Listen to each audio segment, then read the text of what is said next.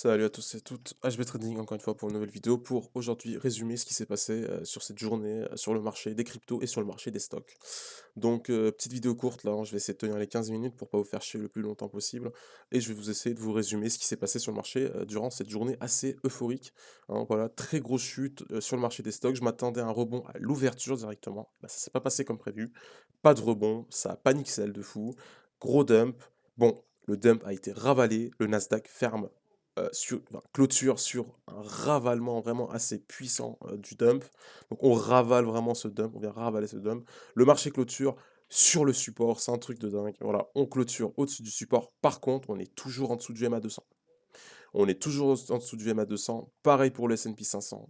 On clôture au-dessus, voilà, fermeture du marché, on clôture au-dessus du support. On avait break le support, les taureaux viennent défendre cette zone, ils reprennent le dessus et ils viennent clôturer au-dessus. Par contre, toujours en dessous du MA200. C'est pas forcément bon signe, mais c'est pas non plus, je veux dire, c'est pas non plus la merde, d'accord? Donc faut pas se dire que oh putain, on est en dessous du MA200, bah, c'est la merde et tout. Voilà, on peut revenir conquérir ce dessus du MA200. Voilà, la dernière fois qu'on avait cassé le MA200, il faut se dire que, bah, il y a assez des grosses corrections, voilà, 20. Bah, le marché, bah, actuellement, le S&P 500, il a fait qu'une correction de 11. On peut s'attendre encore à 10 de baisse, hein, faut faire attention. Pour le Covid, on avait fait une baisse de 35, donc là, on a 10. Le Nasdaq, si on regarde le Nasdaq, juste là, le US 100, la dernière fois qu'on a perdu ces MA200 là pour le Covid, on avait fait 33 35. Bon, après, c'était la news du Covid, donc voilà. En tout cas, à quoi faut-il s'attendre? En tout cas, on a perdu ce support des 14 000 d'accord? Bon, on n'a pas clôturé en dessous. Attention, si on avait clôturé en dessous des 14 000, là, ça aurait pué la merde. Mais actuellement, on est au-dessus des 14 000 et par-dessus tout, on est au-dessus du support. C'est très bon. Pour le Bitcoin, qu'est-ce qui s'est passé pour le Bitcoin? Très intéressant pour le Bitcoin. Une grosse chute. Par contre, ce qui m'a choqué vraiment, c'est que je suivais le mouvement du Bitcoin là aujourd'hui. Et franchement, vers la chute, le Bitcoin était totalement décorrélé des marchés des stocks. Décorrélé des marchés des stocks. Pourquoi? Parce que déjà, le marché des stocks mais partait en descente, mais en chute libre, et le Bitcoin qui venait défendre cette zone des 33 000 dollars. Donc on a visité de façon assez courte la zone des 32 000, donc 32 900, c'est là qu'on a clôturé, si je me souviens bien, sur le Binance. Par contre, ils ont vraiment défendu ça comme des malades, comme des tarés, et le Bitcoin a vraiment bien tenu comparé au S&P 500 et à l'US 100. Vraiment, ça m'avait vraiment choqué de me dire que bah, je m'attendais à une grosse chute, hein, vraiment, à aller venir peut-être même potentiellement revisiter les 31 000, pas les 30 000, hein, attention. Et ben non, on n'a pas visité c'est 31 000 et ça m'avait vraiment étonné.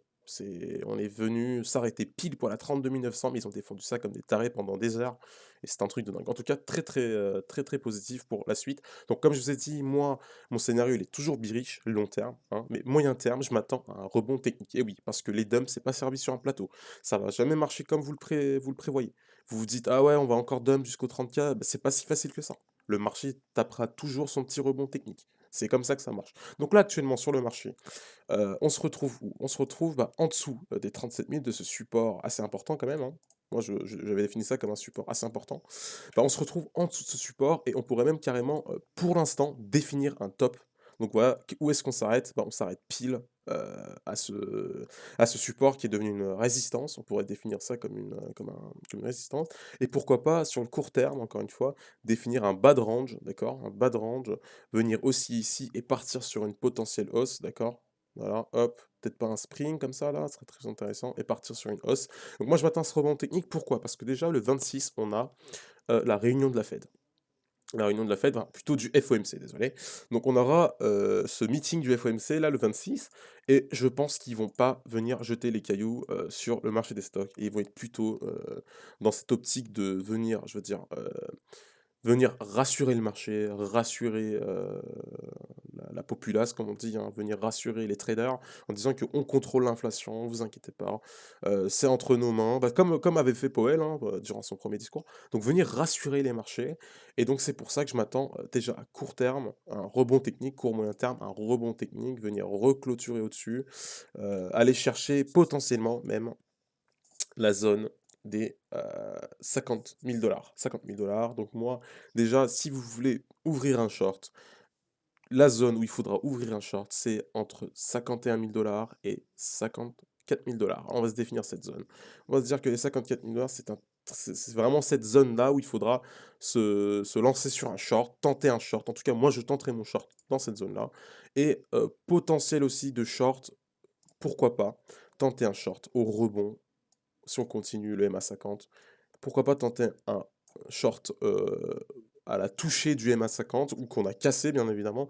Pourquoi pas tenter un short au toucher du MA50. C'est vraiment une très très bonne zone de short, vraiment. Si vous voulez tenter un short, en tout cas, c'est pas maintenant, je suis désolé, mais regardez, vous aviez un short à partir de 40 000 dollars, bah là c'est trop tard. Ne vous lancez pas, n'y pensez même pas. C'est très risqué. Je ne dis pas que ça va pas marcher, mais en tout cas, c'est très risqué de tenter un short actuellement. En tout cas, si vous voulez tenter un short, MA50, pensez-y, hein, entre 48 000 dollars, donc voilà, 48 000 dollars, pourquoi pas tenter un short, voilà. Et deuxième zone pour tenter un short entre les 51 000 dollars et les 54 000 dollars. Pensez-y, pensez-y, pensez-y. Moi, en tout cas, c'est ces zones-là que je me suis défini comme short. Donc, je m'attends sur mon technique et quand on regarde les indicateurs, comme par exemple le RSI qui est un très bon indicateur, on se retrouve sur une divergence bullish. Et ouais, regardez, divergence bullish. Voilà. Donc, il faut s'attendre à un rebond. Moi, je m'attends à un rebond en tout cas. Et le RSI, en tout cas, il nous dit attention là, par contre, vraiment, divergence bullish, surveillez-moi, on peut partir sur un rebond. Par contre, comme je vous ai dit, les précédents bear market, comme j'avais montré la thèse du RSI pour les précédents bear market, je vais montrer avec celui de Bitstamp, la charte de Bitstamp. Les précédents bear market, le RSI, en fait, il est parti tester la zone des 30%. Voilà, précédent bear market du cycle 2013-2015, on a touché les 28%. Le bear market ici, là, en 2018, on a touché les 28%. Actuellement, on est à 38%. Je compte pas c'est pas un bear market, ça, tu vois. C'était le dump du Covid. Donc pour moi, c'était pas un bear market. Voilà, c'est un mini bear market si vous voulez, oui. Mais en tout cas, c'est pas un total bear market. Le RSI, il était à 33%. En tout cas, moi, si vous voulez vraiment confirmer cette thèse du bottom, moi, mon bottom, je vais l'attendre au 30%. 30%, je vais me définir comme une zone bottom. Je veux dire, ok, RSI en weekly, il me dit 30%. C'est un très bon bottom. C'est à ce moment-là que je me lancerai potentiellement sur le marché. C'est là que je commencerai à réfléchir, bien évidemment. Le RSI peut aller chercher plus bas, faut faire attention. Le RSI, c'est pas l'indicateur parfait pour vous dire, voilà, on est sur un bottom. Non, on peut aller chercher les 25-24%. Pourquoi pas. Mais en tout cas, 30%, très bonne zone pour commencer à entrer sur le marché. Il y a un gros coup, hein. Faut pas hésiter. À 30%, c'est pas grave. On reviendra chercher les plus hauts, hein. C'est pas la mort. C'est mieux de rentrer à 23 000 dollars, par exemple, 22 000 dollars ou 24 000, hein, voilà, je suppose, en dessous des 30 000, que de rentrer maintenant et de se faire niquer et chercher des plus bas.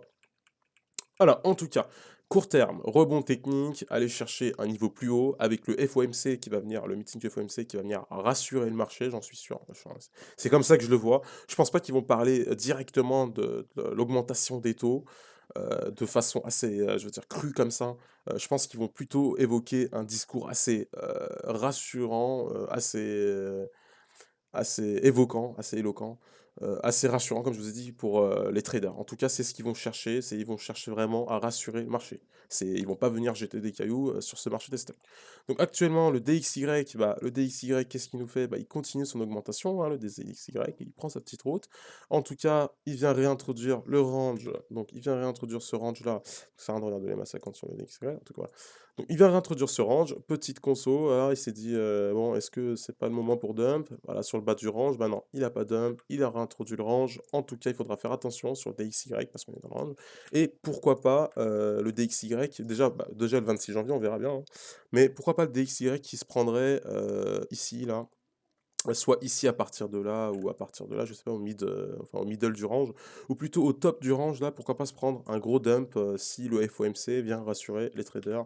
Je pense que le DXY il irait chercher des plus bas, hein, ça c'est clair, je pense qu'il ira chercher vraiment des plus bas, partir sur un gros dump. En tout cas, ça va se décider sur le meeting du FOMC. Si le FOMC, le meeting se déroule mal, ça parle d'augmentation des taux le plus vite possible, l'inflation est trop élevé, on n'arrive pas à s'en charger, bah, le DXY, bah, l'indice du dollar va prendre des niveaux plus hauts et ça sera un début très mauvais, ce sera le début du bain de sang, vraiment le gros bain de sang pour le Bitcoin, en tout cas. Donc il faudra voir, moi, je vous conseille pas de rentrer sur le marché avant le 26.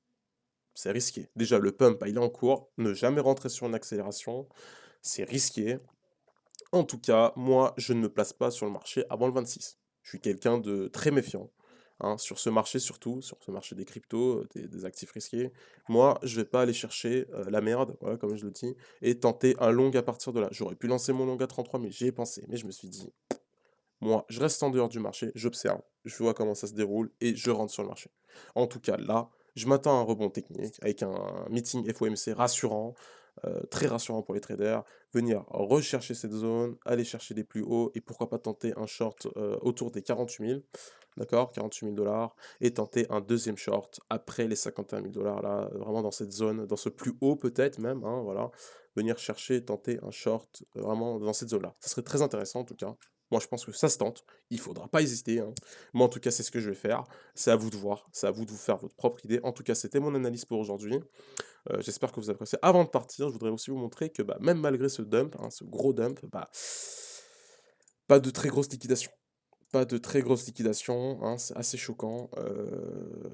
On n'a vraiment pas eu de grosses liquidations. Déjà, bah, voilà, le founding rate, bah, toujours négatif, mais on n'a pas cette grosse chute sur le founding rate qui viendrait témoigner d'une très grosse liquidation des gros joueurs. Euh, Aussi, là, bah, la liquidation, bah, rien du tout, quoi. Pas énorme, hein, voilà, pas une grosse différence. Pas vraiment grand monde de liquider. L'open interest qui commence à chercher des plus bas là, donc c'est pas plus mal. C'est normal, de toute façon il est corrélé justement au chart du Bitcoin, hein, c'est logique. Mais en tout cas, bah, pas de très grosses liquidations sur le marché, donc personne n'est purifié au sens propre du terme, hein, personne n'est dégagé du marché. Donc voilà, il faut en tout cas pour l'instant s'attendre à un rebond technique, comme je vous ai dit, voilà. Donc moi c'est à ça que je m'attends. Le Nasdaq et le S&P 500, c'est pas plus mal, on est en dessous. Par contre, on est en dessous hein, du MA200 pour le S&P et pour le Nasdaq, donc attention. Et sur le Nasdaq, comme je vous ai dit, attention à ce schéma, à cette pattern de l'épaule, ok, d'accord, l'épaule, tête, épaule, pourquoi pas, pour venir chercher des plus bas. En tout cas, moi, je l'avais dit sur la précédente vidéo, pattern, épaule, tête, épaule pour le Nasdaq, c'est possible, c'est plausible. Ça fait très longtemps qu'on n'a pas eu ce pattern. En tout cas, c'est un très gros pattern, et ce pattern-là, quand il a lieu, ça pue la merde. Voilà, on va chercher des plus bas. En tout cas, voilà, c'était tout pour aujourd'hui. Petite analyse, voilà, mon analyse personnelle sur le marché. En tout cas, pour l'instant, c'est pas plus mal. Pour pas plus mal, ils ont vraiment bien défendu le BTC. Moi, je l'ai regardé, la charte pendant 1 ou 2 heures, là, ils ont très très bien défendu la zone des 33 000, hein. Franchement, c'était pas plus mal. Donc voilà, en tout cas, c'était tout pour aujourd'hui. Il faut s'attendre à tout avant le 26, donc ne rentrez pas sur le marché, c'est très risqué. Attendez le meeting du FOMC, regardez le stream. Ceux qui savent parler anglais, n'hésitez pas à regarder le stream et vous faire votre idée en live pour vous lancer sur le marché. Si vous voyez qu'ils tiennent un discours assez positif, assez rassurant, n'hésitez pas à rentrer sur le marché, c'est le meilleur moment pour aller chercher un rebond technique et aller chercher un short plus haut. Pas maintenant. Très risqué de short maintenant. D'accord? Voilà. Risqué aussi de long maintenant aussi. Donc voilà, il faut vraiment jouer la sérénité, il faut jouer la sécurité et donc ne pas chercher la merde comme je le dis et rester plutôt spectateur du marché. Voilà, c'est tout pour aujourd'hui en tout cas. Merci pour votre écoute. Ciao.